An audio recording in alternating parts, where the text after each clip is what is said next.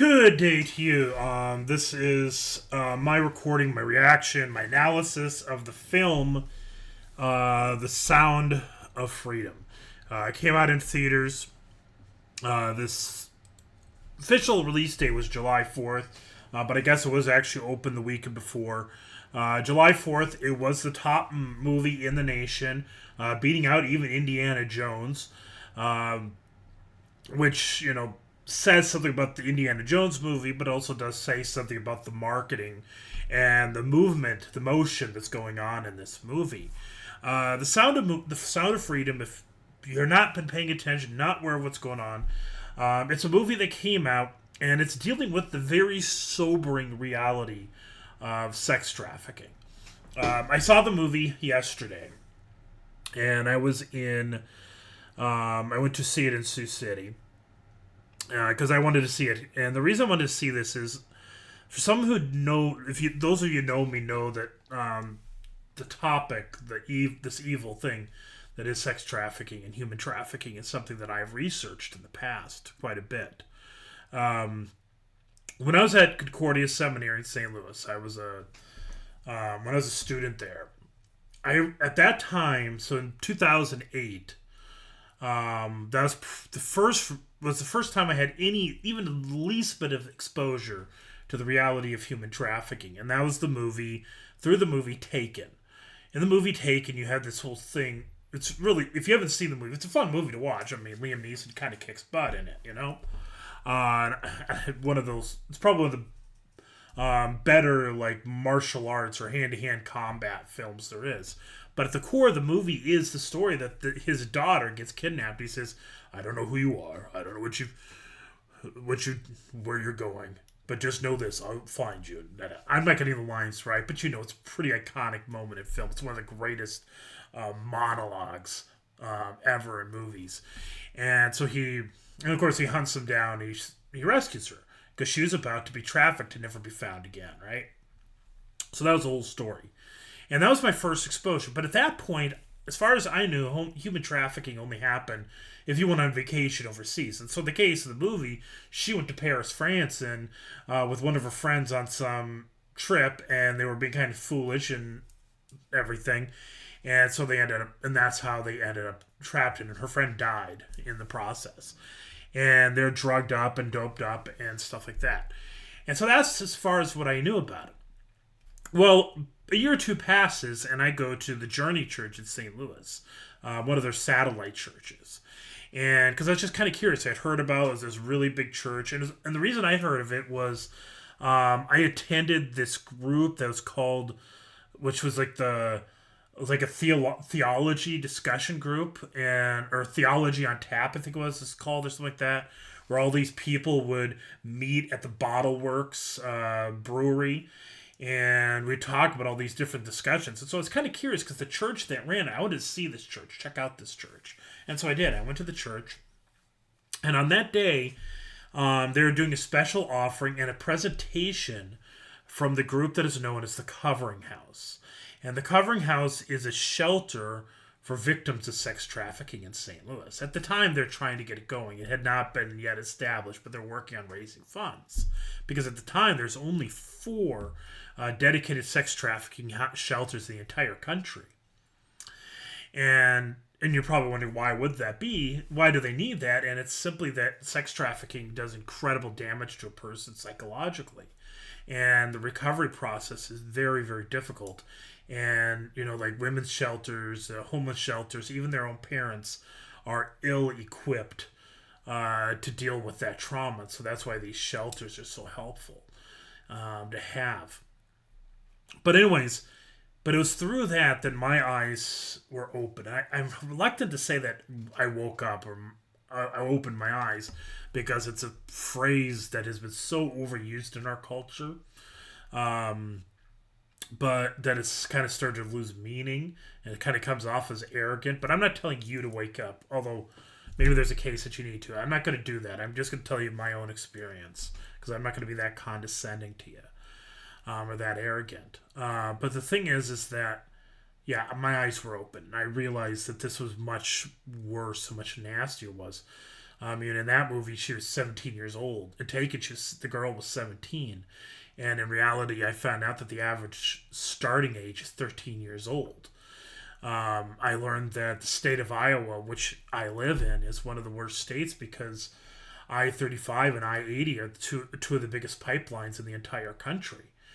And we have huge events like the Iowa State Fair that actually draws in quite a bit of trafficking just because of the numbers of people that come every year. And, since 80 got overcrowded with people and law enforcement, and now Highway 20 has become an alternate outlet. And so just reality is it's happening here. And as I've researched and learned more and more about what it looks like, the reality of it, there's movies that have come out. For King and Country did a movie a few years ago, and I'm gonna try to bring these up on the screen so you can see what I talk about. Right there, you see "Sound of Freedom." I'll get back to that in a little bit. But for King and Country, this is a song that they did based on the movie that they had done. It's called. The name of the movie was Priceless, and this is the official song from the movie. I would like to play it, but I'm pretty certain I'd get a copyright strike if I did, so I'm not going to try to do that. But it's a CCLI sessions. I don't know. Maybe I might look at that. Anyways, not to get sidetracked. But you can see the stuff I watch, pro wrestling videos, and there's Saturday Night Live. But anyways, Priceless was a movie about human trafficking, and that was a good one, very good one. If you want to see, there's one that's I haven't watched yet, but I'd like to get it. You can see right here. It's called Grit Shock, a documentary about sex trafficking in Iowa. This one was really well received, really well reviewed. So there's been history of movies out there that have kind of dealt with this. And I kind of want to, right before I get into this, I'm going to talk to the history of the movie Sound of Freedom. So the movie was actually filmed like 5 or 6 years ago, and was ready to be released. It was originally owned by Fox, 20th Century Fox. But as many of you who are familiar with the film industry know, that Disney bought out Fox. And with it, they got every movie that was in production. And what they did, and this is what happens whenever there's a buyout, the company just went through. It's like, cancel, cancel, cancel, cancel, cancel. They're trying to figure out what's profitable, what's not. They probably canceled a whole lot of movies. And this one was one of them. They canceled this one, and they decided they didn't want to release it because they didn't see it as profitable. And to be fair, there's probably reason for that. Back in 2019 or 2018 or whenever the year it was, because as I mentioned, the movie The King and Country, they released their movie Priceless, and very few people even knew it came out. And the total amount that they made was just over $1 million, even though they're one of the most they're the most popular Christian music act in the country right now. And every concert they do kind of a little message about sex trafficking, and they do this song from the movie called Priceless. And yet their movies just never has gained traction. A lot of people don't even know it's out there.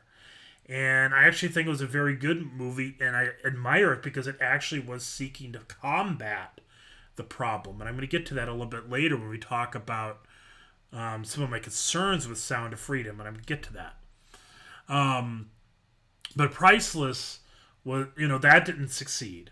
There's an award-winning documentary. There's a really good documentary that was on CNN, and CNN had a whole blog series on this. So let me Google this. CNN human trafficking.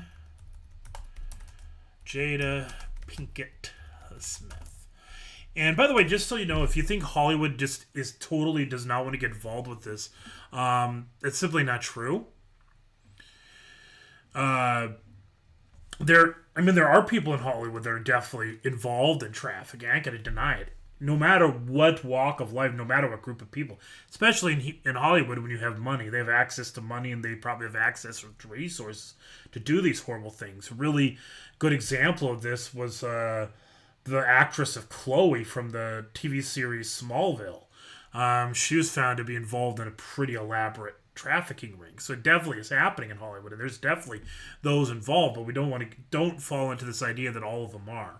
Jada Pinkett Smith, probably familiar with her because of the whole drama with Will Smith, her and Chris Rock at the Oscars a little over a year ago. But back in 2017, I believe this is, 2015. CNN did a pretty extensive series, July 28th of 2015, so almost exactly 7 years ago. And I watched this video. It's actually a very well done video, and it's not even mincing words, not even trying to hide any idea that it's really happening. No, this is CNN. I mean, CNN is not repudiated for its being a conservative Christian Republican network. It's very well known for being more pro-Democrat and left-leaning. And yet here, and notice, you see it right there, the CNN Freedom Project. I mean, CNN really invested in this. And not a lot of people don't even know what happened. I mean, it probably didn't help us in July, which, how much people don't watch a lot of TV in the end of July because they're so busy with summer stuff. But nonetheless, they dealt with it. And so, I mean, this whole idea that, and there's, Ashton Kutcher has sat before Congress and testified on it. There's quite a few, if you really start digging into it, there's quite a few celebrities and people in Hollywood that are fighting this and trying to combat this. So the idea that it's it's not true. Another really good example is Kevin Smith. Kevin Smith is the actor and is the director and film director, film writer. He made movies like Clerks, Chasing Amy, things like that. His movies tend to be kind of raunchy and everything. It's not everybody's style of comedy, but he helped develop the Wayne Foundation, which is a shelter for victims of human trafficking. And he did this alongside a victim of human trafficking. And so, like I said, there's definitely people fighting it. And so I don't buy into the culture war. And this is kind of where a lot of the controversy around Sound of Freedom has been, is because a lot of people are way too focused upon the culture wars rather than focusing on the theme of the movie. And it's kind of damaging the message. And there's reason to that problem, but I'm going to come back to it. So as I really want to start to truly dig into this movie, I'm going to want to play the trailer for you. So let's watch that. How many pedophiles you got? 288. How many kids you found?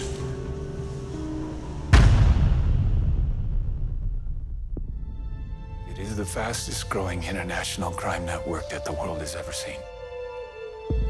It has already passed the illegal arms trade, and soon it's gonna pass the drug trade. Because you can sell a bag of cocaine one time to a child 5 to 10 times a day. God's children are not for sale. How long you been doing this? 12 years now. How many pedophiles you got?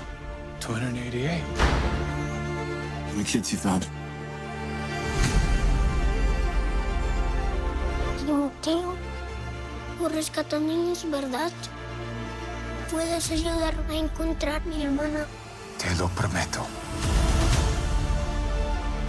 For Homeland Security, we can't go off rescuing Honduran kids in Colombia. Which means she'll disappear for good. Imagine walking into her room right now, seeing an empty bed. What we do? You quit your job, and you go and rescue those kids. So at this moment, she could be a block down the road, or she could be at Moscow, Bangkok, LA. She's a major operator. It's all rebel territory. No one goes in. Not the army, not the police, not us. What if this was your daughter? There's a new Marine unit coming. You're on your own. This job tears you to pieces. And this is my one chance to put those pieces back together. When God tells you what to do, you cannot hesitate.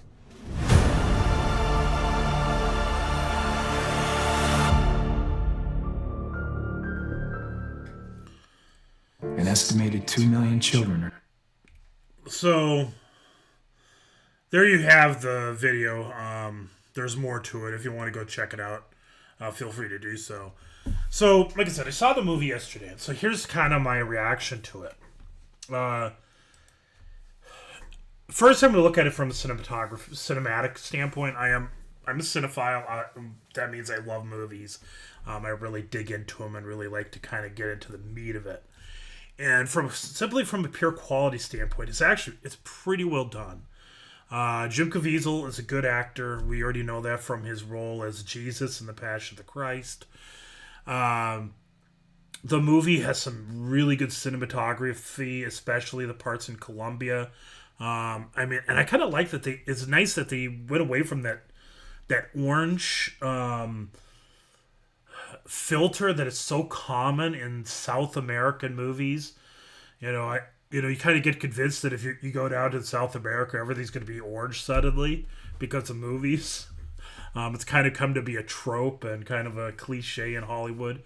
So I was nice to see that they didn't go with that filter, and I like that camera work.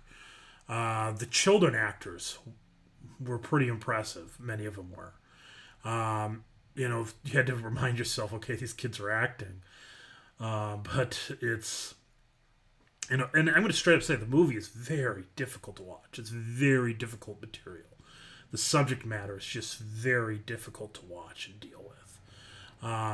And especially the sobering reality that it is what it is. That it's real and it's really going on.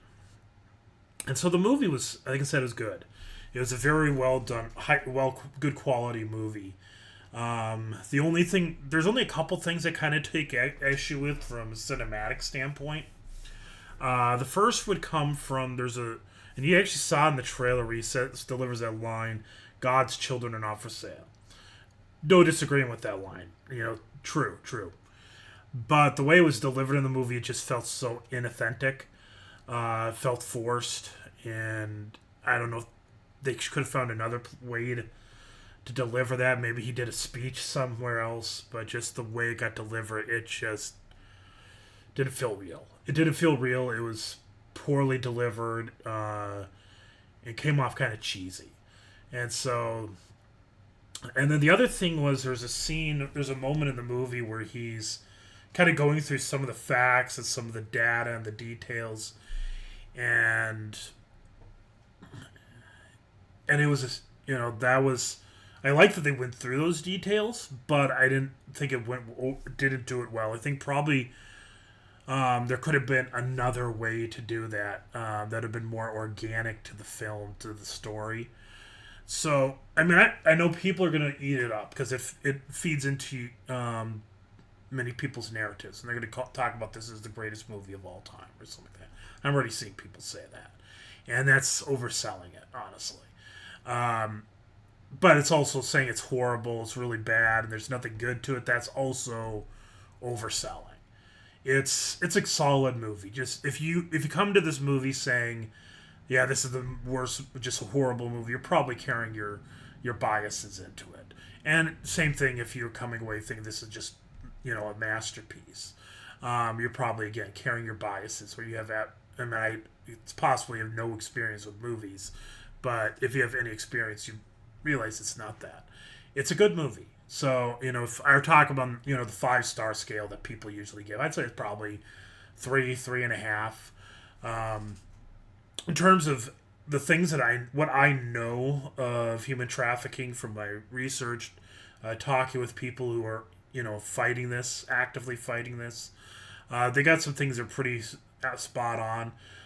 They had the whole, they tattooed the girl That's a common practice. It's kind of like branding the cattle, and the fact they did that is actually kind of waiting for somebody to refer to them as cattle, because that's common amongst human traffickers. They don't just treat them like cattle; they talk about them like that.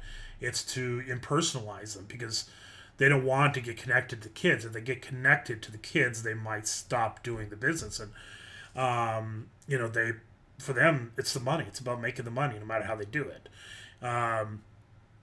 And so there's so that's kind of the idea of the branding thing. It marks them as belonging to them. There's the way that they're brought in was they're seduced by a modeling gig. That's actually a very common way that people get lured in is through modeling, promises of modeling through strip clubs. Is another way that sometimes happens.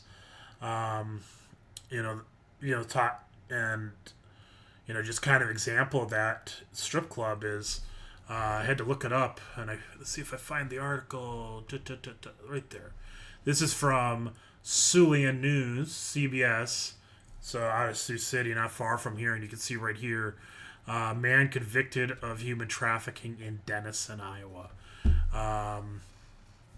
15 and 16-year-old girl were being trafficked out of the strip club just to the south of us.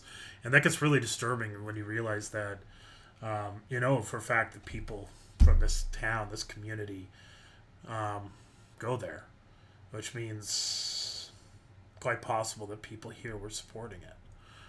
Sobering. Hard to think of, but it's reality. Here you don't see the article I'm showing. Sorry. So yeah, this article right here. So right there from CBS Siouxland. And you can look it up. It made national news too. It was on Fox News and everything. So, but like I said, strip clubs, modeling, those are gigs that a lot of times they get lured into. The threatening of the boy, telling the boy that if he ever turns against or talks against the trafficker, that they'd hurt his sister. Again, they do that. They'll weaponize their family. An organization that I'm very supportive of is called Truckers Against Trafficking. You can see them right here. And I actually encourage you to sit and... I don't know what I just clicked. But if you go and check out their site, you can find some really interesting videos. Or one of the best videos that is out there, one of the videos I came across was this girl that she talks about the story of how she was abducted. So kidnapping does happen. Kidnapping is one of the ways they end up being trafficked. You see that in the opening moments of the video, and you even saw it in the trailer. You see people getting abducted left and right, and these are kids that end up getting trafficked. And that is, in fact, does happen. So in this case, these two girls were at a Wendy's. They went to get a frosty, and they got kidnapped. And one of the things that she was telling in her story was one of the ways they would keep her there was they wouldn't hurt her, but they would hurt her best friend who was abducted along with her. This is why they love to get two people at once. Like in the movie, she realizes that this girl has a brother, and she's kind of like, yay, because she could weaponize the sister against the brother, and vice versa. And so that's what they do. They will weaponize it. So in the case of the Truckers Against Trafficking video, the girl mentioned that they tried to run away, and when they caught them, they caught her. She wasn't hurt. It was her friend that was hurt. They almost beat her to death, but they stopped short of that. And they told her, if you run again, we'll kill her. And, that's one of the ways that they keep people in. They use fear. There's, in the movie Taken, there are people that get drugged and everything, but they don't have to do that. They'll use force. And by the way, Truckers Against Trafficking, great organization. Familiarize yourself with it. And so, like I said, the movie got a lot of those little details pretty good. And I do kind of take issue with, but there's a few things I take issue with in terms of what it was communicating.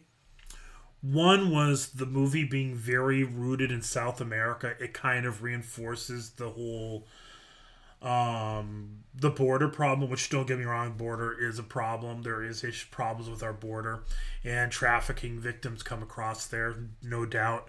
But again, you go look at this case here. The girls were from Fremont, Nebraska. Fremont, Nebraska is definitely not Mexico or Colombia, right? So don't get into the naivety or in the naive belief that it's something that is just a problem and just happens across the border. It's very close to home. And a lot of the people who are selling these kids are, some of them are family members, parents, aunts, uncles, grandparents, whatever, or in college are starting to find issues with boyfriends trafficking their girlfriends and, you know, selling her off to their buddies and other kids on college campus or other people in the area. So, I mean, it's not just in places like Colombia. And I don't think the movie's intending to send that message, but some people might get that. And there's a scene involving an island, which, by the way, really happened. It truly did happen. And understand, and speaking of the historicity, the accuracy of it, I haven't dug deeply into this, but it would probably be worth doing, because don't take it for granted just because it's done by Angel Studios, which is a Christian group. Doesn't mean it's reliable. Just over a week ago, I watched the movie American Underdog about Kurt Warner. In that movie, he's playing home football games outdoors, not in the UNI Dome, which, you know, everybody in Iowa knows about. His first game of arena football, he goes into the barn and he has to pass through a whole bunch of animals, and they say it's called the barn because of the animals, but everybody in Iowa knows that's not accurate. There were no animals in Veterans Memorial Auditorium when the Iowa Barnstormers were playing. And that is not why it's called the barn. It's called the barn because it looks like a giant barn. And it's in a state that has a lot of farmers. And so it kind of works. And Kurt Warner was married in a barn in the movie, even though he was actually married in a church. So, I mean, different company, different studio, but just the point that just because Christians are making, it's a quote Christian movie, doesn't mean you shouldn't check out and research. And so they got a whole bunch of stuff wrong that anybody living in Iowa should have noticed, like that. Which I honestly watch. I'm like, why did you come to Iowa? We would have loved it. Why did you have to film everything in Oklahoma? But anyways, that's another issue. But the point is, again, it's, you know, test it, look it up, research it. But anyways, back to the whole thing on the island. A lot of people are getting focused in on the island and say, this is like Jeffrey Epstein. And yes, Epstein is something we got to be worried about and talk about. And it's an issue, especially because some of the most powerful people in the country were involved with it. And we're still trying to find out who those people are. And I don't know, who knows if we'll ever find out. One would hope we would. But again, if we just get lost in that, we miss what is close to our home. The things are happening close to our home. And again, I don't think the movie intends to do that. I heard a criticism that people say, this is going to encourage warriors and people are going to go and be him. I don't think anyone's going to do that. Everybody recognizes that the character that Jim Caviezel's playing is a federal agent. And he's backed by a federal initiative. And so he had the backing of Homeland Security. He had the backing of Colombian law enforcement and all that. So any idea of that really doesn't play well with the movie. I don't think anybody's going to be that dumb. But I'm hoping that the movie would inspire people to take initiative and take on the challenge and the problem the evil that is human trafficking. Some people I've seen online have dismissed this movie. You hear the line, God's children are not for sale. And I've heard multiple people fire back with this response. They said, well, what about the sex abuse issues in the churches? And my response to that is, first off, is, and it's kind of a valid concern because reality is sex abuse cases have happened in churches. Catholic Church is well documented. Southern Baptist Convention had some major issues in the last couple of years, and no doubt it's evil. It is a horrible, horrible, horrible thing. It's a horrible thing when people use their position as God's advocate, as God's ambassador, and they abuse children, abuse youth, abuse teenagers, whatever. And that's, it's an absolutely wretched reality. But the thing is, there's two things I have in response to that. One is one evil does not negate another evil. So that'd be kind of like, saying, oh, you're concerned with rape, but there's people being murdered. Why aren't you worried about that? It's like, well, no, they're both bad things, really horrible things. We need to concern ourselves with both things. We don't just concern with one evil, we concern with both evils. And yes, churches need to address it. Churches need to put things in place to make sure it doesn't to limit the likelihood of it happening. In our church body, every single pastor has to pass a background check before they can even enter into seminary. For myself, I take a lot of measures to to protect the kids and to make sure that they're comfortable and they feel safe. And we have a background screening. I'm never in the room alone with them, things like that. And hopefully every church does that. And when abuse happens, because it's going to happen. I mean, if you have human beings and you have access to children, it's going to happen because there are evil people in every single group in every part of the world. That's why if there's access, that means the most common places it happens are schools, churches, rec centers, youth leagues, types of things like that. That's the most common places it happens. Because predators are going to go where the prey are. I mean, it's to put it bluntly. But again, that doesn't negate the reality that this stuff is really happening. And so don't use one evil to dismiss another evil. Both evils are happening, and both evils need to be addressed and talked about and fought and combated. Mike, one of my big complaints in this movie, and it's basically raising my question. And this is not actually about the content of the movie, the quality of the movie. I already went through that. The quality of the movie I thought was good. I'd say about 3.5 stars. And if you want to see the movie, I encourage, go see it. Go watch it. Just be prepared. It's really tough to watch. But there's this whole thing at the end where it says, buy tickets for people. Buy out the theater and things like that. And I don't support that. The more and more I think about it, and this is just my opinion. Don't think this is the opinion of anyone else. It's just mine. But I sit and think about it. I looked up the organization that's doing this movie and sponsoring it. It's called Operation Underground Railroad. And starting to dig into it, and there's a lot of questions about their charity and how much of money is actually being used to combat trafficking. And it looks like it does not look good. It looks like millions and millions and millions of dollars are being unanswered for. And so I don't like the idea of buying t-shirts from these people, paying for movies from these people. If you're going to buy a movie, buy it for yourself. I don't like the idea of buying it for a whole bunch of people. Most people are going to find a way they could get to that movie, right? If they want to see it, or wait until it comes out on digital and watch it for cheaper. And I'm sure it'll end up streaming somewhere. Angel has a streaming service. I'm sure you'll be able to watch it on there at some point. Instead, put your money to combat trafficking. Because that's one thing, my complaint in this movie is, at the end of the movie, when they go through the whole credits, and this is my big complaint, he has this whole spiel, spread the word, watch the movie, spread the word about the movie, which is just putting money into your pocket. What about spreading the word about how to learn about trafficking? How about spreading the word on knowing what to do about it? The movie doesn't do that at all.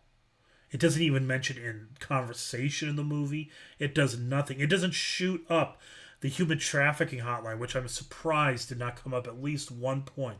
I was honestly, given the content of it, I expected that to be the first thing you saw in the credits before there's even a mention of an actor or a director or anything. You would see that hotline.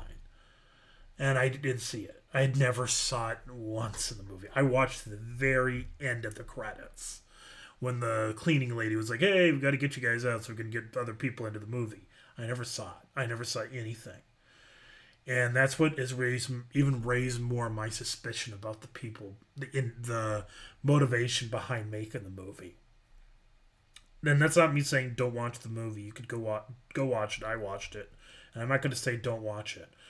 But I would honestly say, if you're going to put money forward, put money towards those who are in the trenches. And so I'm going to show you some of those groups. So here's one. I talked about them earlier. Truckers Against Trafficking. 27-minute video there. This is a really good one. Truckers Against Trafficking. Listen to the story of the guy that started and I could kind of summarize it.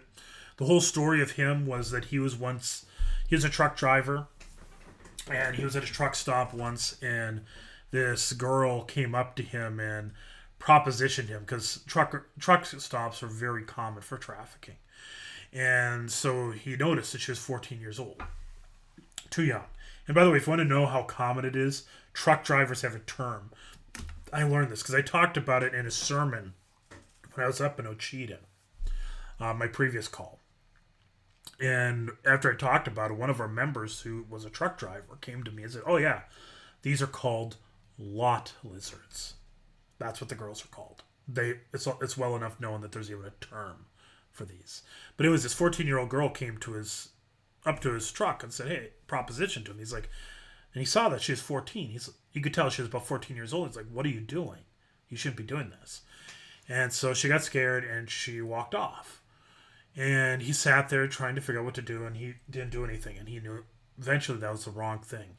And so he's dedicated his life to equipping truck drivers to know what to do. And so he gave them the human trafficking hotline.